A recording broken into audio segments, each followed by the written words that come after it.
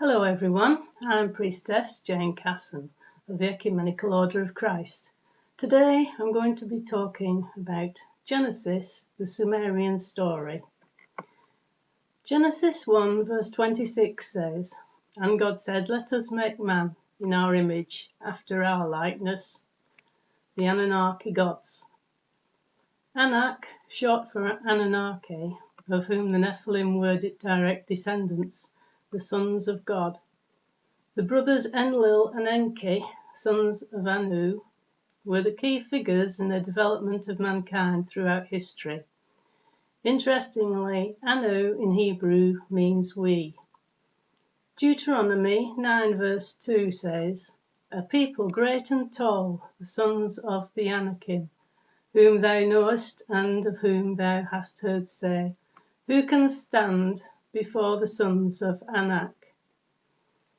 The following is told from the point of view of Enlil. Enki, though brilliant, was a spoiled child, jealous of his brother Enlil and wanting a kingdom of his own. When Nibiru was faced with the crisis of loss of atmosphere, and the Anunnaki decided to mine gold here to reseed their atmosphere, Enki saw it as an opportunity to grab power.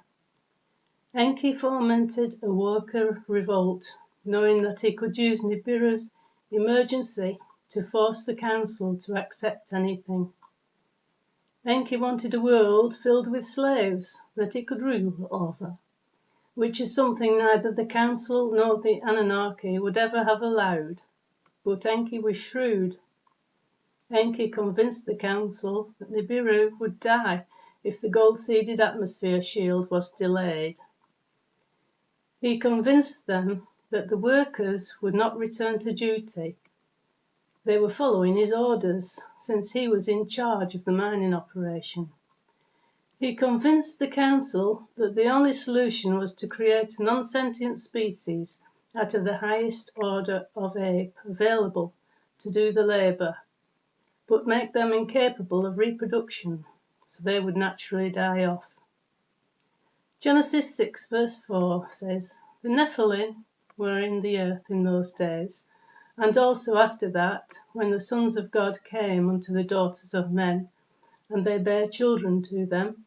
The same were the mighty men that were of old, the men of renown." The council saw no alternative, so they reluctantly and conditionally agreed. They allowed Enki to carry out the plan, but Enki pulled a fast one. He gave the new species the ability to breed because Enki wanted a permanent stock of slaves for his planned kingdom. Enki went even further and didn't just manipulate the ape's DNA, but he actually infused Anunnaki DNA into the mix.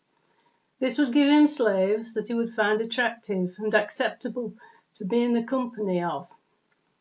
Enki did this in the laboratory, and also allowing his loyal striking workers to inseminate the females he created, which led to the Nephilim. When Lord Anu and his son Lord Enlil learned of his treachery, Enlil was sent to Earth to correct his brother's sin against the universe. The Anunnaki have a very strong moral code. Enlil, Royal, took over on the Earth and brought Enki to justice, but it was too late. Enki had created several abominable and potentially dangerous seed lines, all without an Anunnaki spirit and without Anunnaki morals and virtues. These were savage slaves that resembled the Anunnaki, but were violent beasts. Numbers 13 verse 33 says, "And there we saw the Nephilim, the sons of Anak, who came of the Nephilim, and we were in our own sight as grasshoppers, and so we were in their sight." The council decided that such an abomination must never be allowed to progress, because there would be a cancerous infection to the universe and a danger to any other species they encountered. But because of Anunnaki morals, the genocide of a related race was nearly unthinkable, so they decided to let natural event destroy this abomination. They knew that Nibiru's next close pass by Earth would cause massive flooding, wiping out the abomination. They decided to let it happen. Enki did not want to lose this opportunity to have a kingdom of his own, so he went against the orders of the council and protected segments of his created beings from the flood. When the council learned of this, they were livid, and Enki paid a price for his treachery. But this left a growing species that was still as dangerous as ever. Enki was forced to return to Earth after each death to guide and teach his creation, Moses being one of the most famous incarnations, giving the law to his people.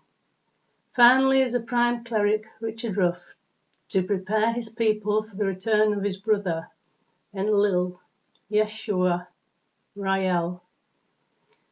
This was a teaching on Genesis, the Sumerian story. Love God, love each other.